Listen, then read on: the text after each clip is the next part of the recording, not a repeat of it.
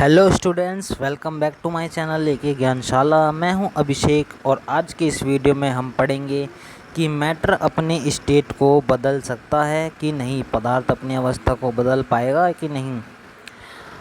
ठीक है, ये वीडियो दोनों ही मीडियम के बच्चों के लिए होगी। इंग्लिश और हिंदी मीडियम दोनों ही मीडियम के बच्चे इस वीडियो को देख पाएंगे। ठीक है, तो चलिए मैं आपसे पूछता हूँ, क्या मैटर अपने जो अवस्था है, स्टेट है, क्या उसे बदल सकता है?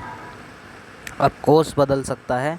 हमने अपने एग्ज़ाम्पल देखा है, हमने लाइव एग्ज़ाम्पल देखा है कि वाटर को हमने सॉलिड की फॉर्म में भी देखा है, वाटर को हमने सॉलिड की फॉर्म में भी देखा as a cube, ice cube. ठीक है, बर्फ़ में। ठीक है, लिक्विड में देखा है हमने, वाटर हो गया। गैस में भी देखा है हमने, वेपर के रूप में। ठीक है, हाँ, तो क्या हम इनको आपस में कन्वर्ट कर सकते हैं? हम सॉलिड को लिक्विड में कन्वर्ट कर सकते हैं, लिक्विड को गैस में कन्वर्ट कर सकते हैं कि नहीं? कर सकते हैं। क्यों नहीं कर सकते? क्योंकि हम लिक्विड को हम कूल करते हैं तभी तो बर्फ़ में बनता है, हो जाता ना कन्वर्ट। इसी तरीके से हम कन्वर्ट करेंगे टेम्परेचर के बिहाफ पे। ठीक है, चलिए बढ़ते हैं आगे और देखते हैं कैसे कर सकते हैं हम टेम्परेचर के हिसाब से। हम टेम्परेचर पे चेंज कर सकते हैं। आप बीकर लीजिए, एक बीकर में आप यहाँ पर आइस रखेंगे। ठीक है, और नीचे से आप हीट लगाएंगे इस पर, और यहाँ पर आपको बीकर में एक थर्मामीटर रखना है, ये ऐसे। ठीक है,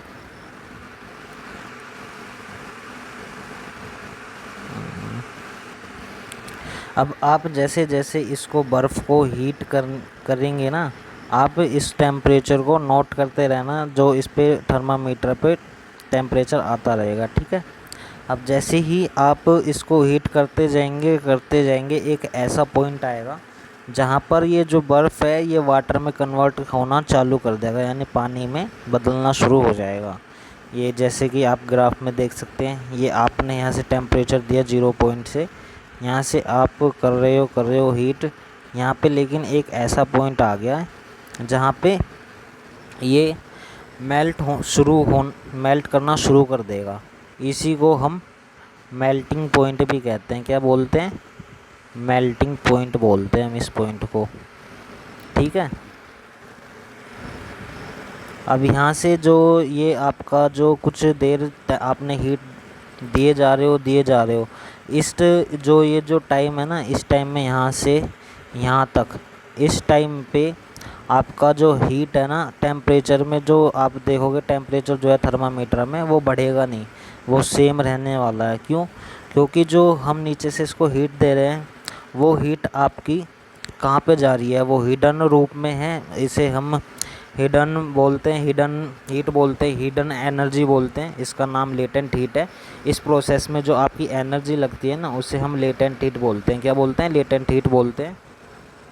ठीक है, जो आपका जो एनर्जी यूज़ होती है इसमें, यहाँ से यहाँ तक, इस पॉइंट से इस पॉइंट तक, उसे हम लेटेंट हीट बोलेंगे। ठीक है,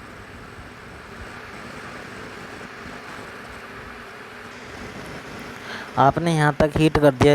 ठीक है, इस पर ये जो पॉइंट हो गए ना आपके यहाँ तक के, और यहाँ तक के लिए जो आपका एनर्जी यूज़ होगी उसे हम लेटेंट हीट बोलेंगे।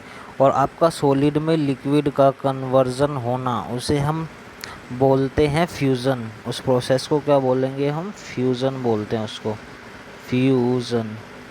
ठीक है, FUSION, फ्यूज़न हम बोलते हैं उस प्रोसेस को। फिर आपने अगेन जब वो पानी में कन्वर्ट हो जाएगा, फिर आपने उसको हीट करना शुरू किया, फिर से वो उसका टेम्परेचर बीकर का जो है टेम्परेचर ये राइज़ करेगा। फिर से एक ऐसा पॉइंट आएगा जब वो जो है टेम्परेचर बढ़ना बंद हो जाएगा और ये जो लिक्विड है वो बॉईल करना शुरू करेगा, और जो लिक्विड है वो वेपर में कन्वर्ट होना शुरू हो जाएगा। ये जो पॉइंट है, इस पॉइंट को हम बॉइलिंग पॉइंट बोलेंगे। क्या बोलेंगे? बॉइलिंग पॉइंट बोलेंगे। ठीक है, और जो ये आपका प्रोसेस है, आपका जो प्रोसेस है लिक्विड से गैस में कन्वर्ट होने का, इसको हम वेपराइजेशन इसको फ्यूज़न ही बोलेंगे, लेटेंट हीट ऑफ वेपराइजेशन, ठीक है। ये जो फेस चेंज होगा इसमें इसमें इसमें जो एनर्जी यूज़ होती है उसे हम लेटेंट हीट ऑफ वेपराइजेशन बोलते हैं, ठीक है। फिर ये जो आपका लिक्विड होगा वो गैस में कन्वर्ट हो जाता है पूरा, ठीक है। अब हम इन्हीं की डेफिनेशन वगैरह देख लेते हैं, ठीक है।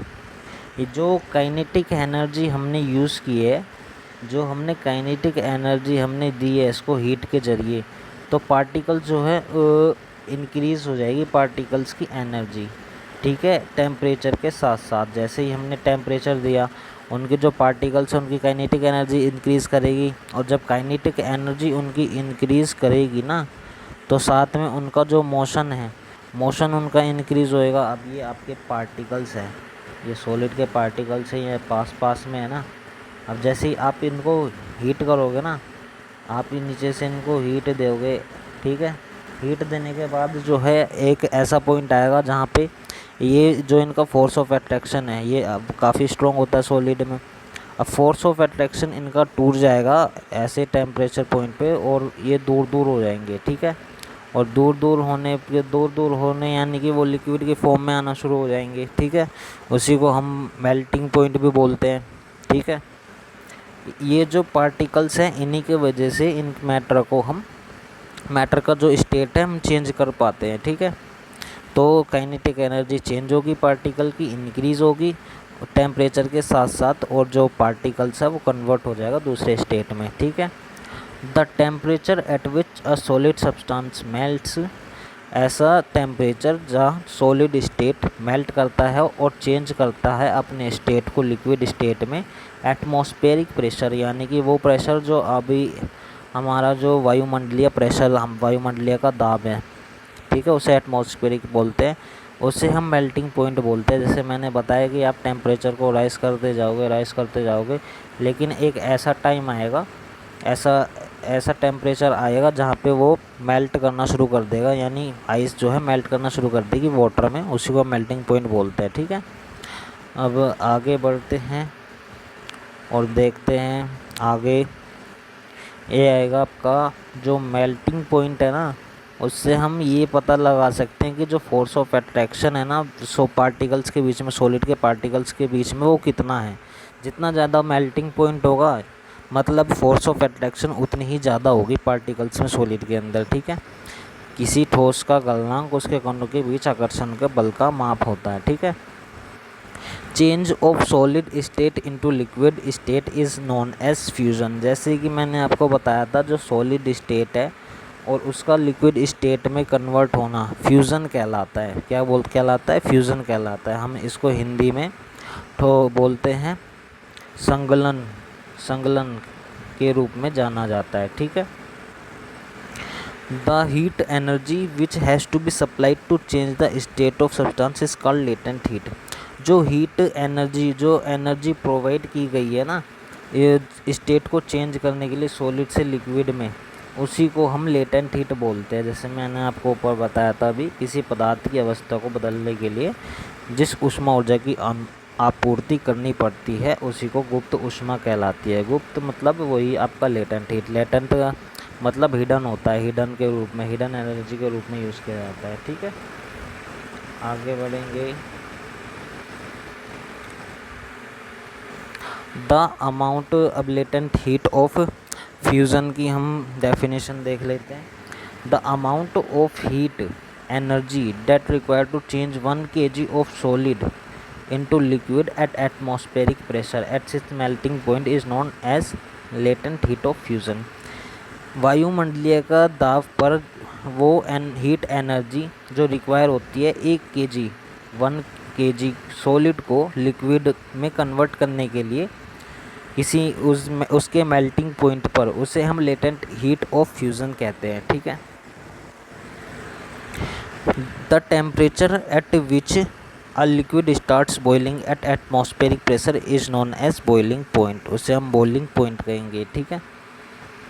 जहाँ पे जो लिक्विड है वो वेपर में बदलना शुरू हो जाएगा, उस पॉइंट को हम बॉइलिंग पॉइंट कहेंगे। उसी तरीके से हीट ऑफ वेपराइजेशन की आपकी डेफिनेशन होगी, the amount of heat energy that is required to 1 kg of liquid into gas. ऐसा जो अमाउंट ऑफ हीट एनर्जी होगा, जो एनर्जी का अमाउंट होगा एटमॉस्फेरिक प्रेशर पर 1 kg लिक्विड को गैस में कन्वर्ट करने के लिए, उसी को हम बॉइलिंग पॉइंट, उसी के बॉइलिंग पॉइंट पर उसे हम लेटेंट हीट ऑफ वेपराइजेशन कहते हैं, यानी वाष्पीकरण की गुप्त ऊष्मा कहते हैं। ठीक है, अगर आप सॉलिड को हीट करते हैं तो उसके पार्टिकल्स के फोर्स ऑफ अट्रैक्शन टूट जाती है और पार्टिकल्स दूर दूर भागते हैं, यानी कि ऐसे हो जाएंगे पार्टिकल्स आपके दूर दूर।